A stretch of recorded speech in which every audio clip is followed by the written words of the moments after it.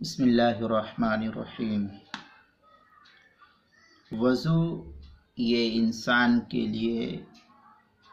اور جو مومن ہے اللہ اس کے رسول پر ایمان رکھتا ہے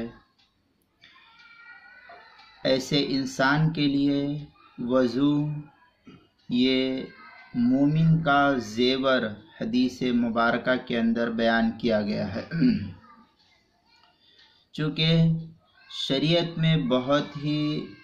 اہم عمل جو شروع کیا جاتا ہے قرآن مقدس کا یا نماز اور دیگر عبادات جو ہوتی ہے اس میں سب سے اہمیت کا حامل وضو ہے۔ چنانچہ وضو بہت اہم عمل حدیث مبارکہ کے اندر بیان کیا گیا ہے۔ انسان اس وضو کے ذریعے سے نظافت، پاکیزگی، صفائی ستھرائی، طہارت وغیرہ، اس کے علاوہ سب سے اہم فائدہ یہ ہوتا ہے اس وضو کے ذریعے کہ قیامت میں وضو کرنے والے کے جو اعضاء جوارح ہوتے ہیں یہ اعضاء مخصوص انداز میں کل قیامت کے دن روز محشر روشن اور چمکدار ہوں گے، جنہیں دیکھ کر یہ وہاں پر دیگر لوگ پہچان جائیں گے کہ یہ جو جن کے اعضاء چمک رہے ہیں یہ امت محمدیہ صلی اللہ علیہ وسلم ہیں، یہ انہی کے افراد ہے، یہ انہی کی امت ہے۔ چنانچہ بخاری شریف کے اندر ایک روایت حضرت ابو ہریرہ رضی اللہ تعالیٰ عنہ سے اس طریقے سے نقل کی گئی ہے۔ نبی پاک صلی اللہ علیہ وسلم کا فرمان مبارک صحابی رسول نقل کرتے ہیں، ان امتی یدعون یوم القیامت غرم محجلین من آثار الوضوء فمن استطاع منکم ان یطیل غرتہ فلیفعل۔ یہ بخاری شریف کی روایت ہے۔ پہلی جلد 25 صفحے پر جو ہندی نسخہ ہے، حدیث نمبر 136۔ یہ روایت مسلم شریف میں بھی موجود ہے، ہندی نسخہ اس کی پہلی جلد صفحہ 126 پر حدیث نمبر 286۔ الترغیب و ترہیب کے اندر بھی روایت موجود ہے، حدیث نمبر 286، اور بھی متعدد کتب کے اندر موجود ہے۔ اس حدیث مبارکہ کا ترجمہ اس طریقے سے ہے کہ میری امت کو قیامت کے دن اس حالت میں بلایا جائے گا کہ وضو کے اثر سے ان کی پیشانیاں، یہ حصہ جو پیشانی کا ہم کہتے ہیں، یہ پیشانیاں اور دیگر اعضاء جو ہم وضو میں دھوتے ہیں یہ پورا حصہ چہرے کا، اور اسی طریقے سے یہ ہاتھ پورا، اور پھر جو ٹخنے سے نیچے جو کعب کی ہڈی ہوتی ہے اس ہڈی کے نیچے سے جو دھونے کا حکم ہے پیر کو،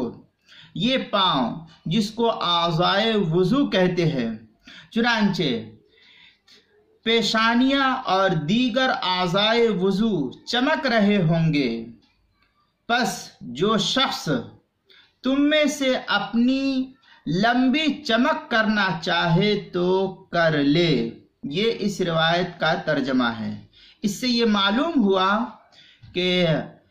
ہم جو وضو کرتے ہیں تو ہمارے اعضاء اور جوارح کل قیامت کے دن اس طریقے سے چمک رہے ہوں گے جس سے دیگر امت اور دیگر افراد ہم کو پہچان لیں گے کہ یہ امت محمدیہ صلی اللہ علیہ وسلم کے افراد میں سے ہے۔ دوسری روایت مسلم شریف میں ایک اس طریقے سے آئی ہے جس میں نبی پاک صلی اللہ علیہ وسلم کا یہ ارشاد نقل کیا گیا ہے، تبلغ الحلیۃ المؤمنہ حیث یبلغ الوضوء، یہ مسلم شریف کی روایت ہے، جلد نمبر 1 صفحہ نمبر 172، ترغیب للمنذر الترغیب و ترہیب کے اندر یہ روایت حدیث نمبر 287 نمبر کی ہے، جس میں یہ ارشاد فرمایا گیا کہ جہاں تک وضو کا پانی پہنچے گا وہیں تک مومن کی سجاوٹ بھی پہنچے گی۔ اس سے بھی یہ معلوم ہوا کہ ہمارے لیے کل قیامت کے دن وضو جو ہے یہ نور ہوگا۔ اس کے علاوہ اور بھی دیگر کتب احادیث کے اندر روایت موجود ہے۔ چنانچہ مسلم شریف میں روایت اس طریقے سے بھی ہے کہ ایک مرتبہ نبی اکرم صلی اللہ علیہ وسلم قبرستان تشریف لائے اور پھر آپ صلی اللہ علیہ وسلم نے وہاں کے مرحومین کو خطاب کرتے ہوئے یہ ارشاد فرمایا، ایمان والی جماعت کی جگہ رہنے والوں تم پر سلامتی ہو۔ یہ جو ہے اللہ کے رسول صلی اللہ علیہ وسلم نے فرمایا، اور ہم بھی اگر اللہ نے چاہا ان قریب تم سے ملنے والے ہیں، اور ہماری خواہش ہے کہ ہم اپنے بھائیوں کو دیکھ لے۔ یہ جملہ نبی پاک صلی اللہ علیہ وسلم نے فرمایا۔ پھر آگے فرماتے ہیں کہ پیغمبر علیہ السلام کی زبان مبارک سے یہ بات سن کر حاضرین صحابہ، جو صحابہ کرام رضی اللہ عنہم اجمعین کی مقدس جماعت موجود تھی، انہوں نے عرض کیا، اے اللہ کے رسول صلی اللہ علیہ وسلم، کیا ہم آپ کے بھائی نہیں ہیں؟ تو اس پر نبی پاک صلی اللہ علیہ وسلم نے ارشاد فرمایا کہ تم تو میرے صحابہ ہو، میرے بھائی وہ لوگ ہیں جو ابھی نہیں آئے ہیں، بعد میں آئیں گے۔ تو صحابہ کرام رضی اللہ عنہم اجمعین نے عرض کیا، اے اللہ کے رسول صلی اللہ علیہ وسلم، آپ کی امت کے جو لوگ ابھی موجود نہیں ہیں، ان کو آپ قیامت کے دن کیسے پہچانیں گے؟ کس طریقے سے جو ہے آپ ان کو پہچان جائیں گے کہ یہ میری امت میں سے ہیں؟ اس پر نبی اکرم صلی اللہ علیہ وسلم نے ارشاد فرمایا کہ تمہارا کیا خیال ہے کہ اگر کسی شخص کے ایسے گھوڑے ہوں جن کی پیشانیاں، جو جانوروں کا یہ حصہ اوپر کا حصہ ہوتا ہے، ماتھا جس کو کہتے ہیں، پیشانی کا حصہ، کہ ایسے گھوڑے جن کی پیشانیاں اور پاؤں سفید چمکدار ہوں اور وہ بالکل سیاہ کالے گھوڑوں میں ریل مل جائیں، کالے گھوڑوں میں ریلے ملے ہوئے ہو، بہت کثیر تعداد میں ہو، اس میں ریلے ملے ہوئے، جمگھٹا ہو، جس طریقے سے ہم بقرعید کے موسم میں یا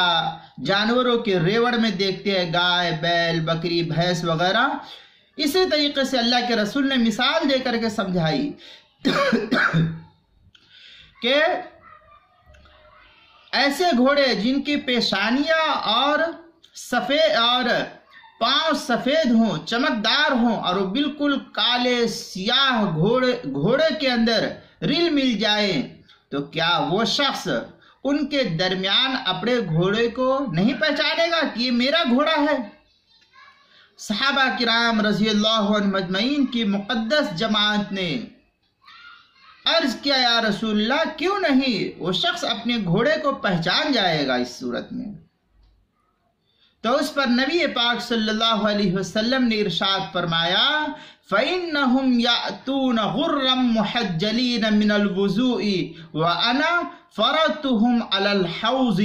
یہ روایت مسلم شریف کی ہے،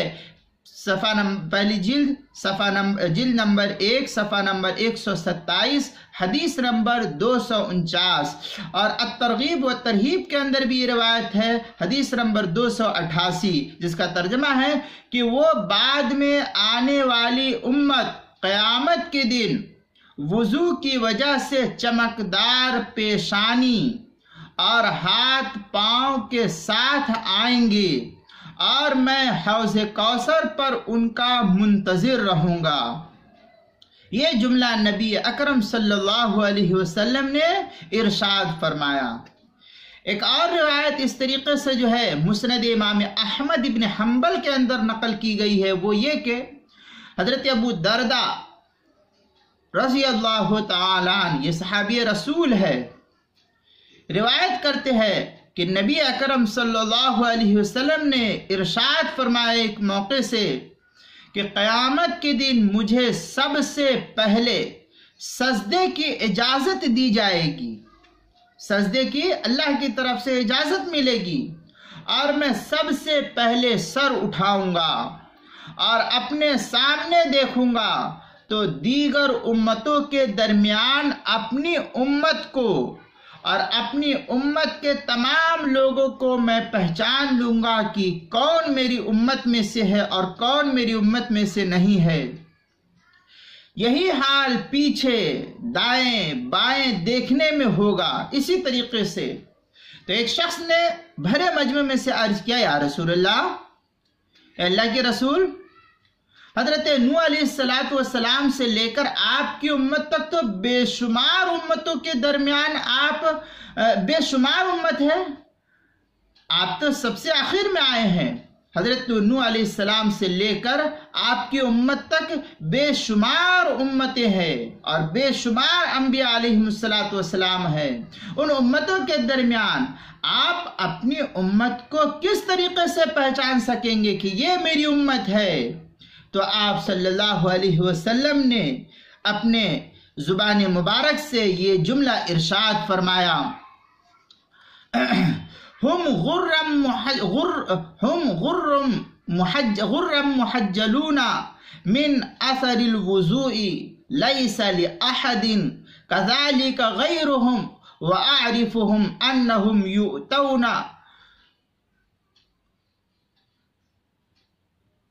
کتبهم بأیمانهم وأعرفهم تسعى بین ایدیہم ذریتهم۔ یہ اس طریقے کی روایت جو ہے اور اس طریقے کا جملہ اللہ کے رسول صلی اللہ علیہ وسلم نے ارشاد فرمایا۔ یہ روایت مسند امام احمد ابن حنبل کی 5ویں جلد صفحہ 199 پر ہے اور ترغیب و ترہیب میں حدیث نمبر 290 ہے کہ وہ وضو کے اثر سے چمکدار اعضاء والے ہوں گے، اس طرح کی چمک ان کے علاوہ کسی اور کی نہیں ہوگی، اور میں اس سے بھی پہچان لوں گا کہ ان کے نام اعمال ان کے داہنے ہاتھ میں، اس طریقے سے داہنے ہاتھ میں ان کے اعمال جو ہے دیے جائیں گے۔ نیز آپ نے یہ بھی ارشاد فرمایا کہ یہ بھی پہچان ہوگی کہ ان کی اولادیں ان کے سامنے دوڑ رہی ہوں گی۔ ان مذکورہ روایات کی روشنی میں ہمیں اپنا محاسبہ کرنا چاہیے کہ ان روایات سے معلوم ہوا کہ وضو کا اہتمام آخرت میں روشنی کا باعث ہوگا، اس لیے اس سعادت کو حاصل کرنے کی نیت سے خوش دلی کے ساتھ انسان کو چاہیے کہ اعضائے وضو کو دھوئے اور خوب اہتمام کے ساتھ وضو کرے، اس لیے کہ جس خوشخبری کو اللہ کے رسول صلی اللہ علیہ وسلم نے بیان فرمائی ہے کہ اعضائے وضو کا چمکنا کل قیامت کے دن یہ امت محمدیہ کا طرہ امتیاز ہے۔ اس لیے ہمیں چاہیے کہ اللہ کے رسول صلی اللہ علیہ وسلم نے جو ارشاد فرمایا اپنی امت کے لیے، ہمیں اس پر عمل کرنا چاہیے۔ اور وضو سے اللہ کے رسول صلی اللہ علیہ وسلم نے بے شمار فوائد بتلائے ہیں، انہی میں سے ایک فائدہ، ایک صحابی آئے اور کہا، یا رسول اللہ، رزق کی تنگی ہے۔ آپ صلی اللہ علیہ وسلم نے ارشاد فرمایا، عظم علی الطہارہ، کہ تم باوضو رہا کرو، اللہ تمہاری جو ہے رزق کی تنگی کو دور کر دے گا۔ اس لیے جو ہے ہمیں چاہیے کہ خوب اہتمام سے وضو کرے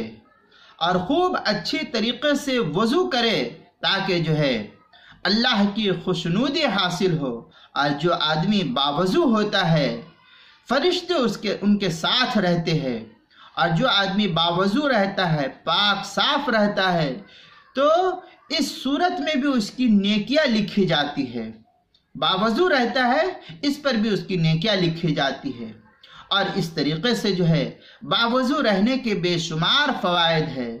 اور باوضو رہنا چاہیے ہمیں۔ اور بطور خاص جب ہم نماز کی طرف جائیں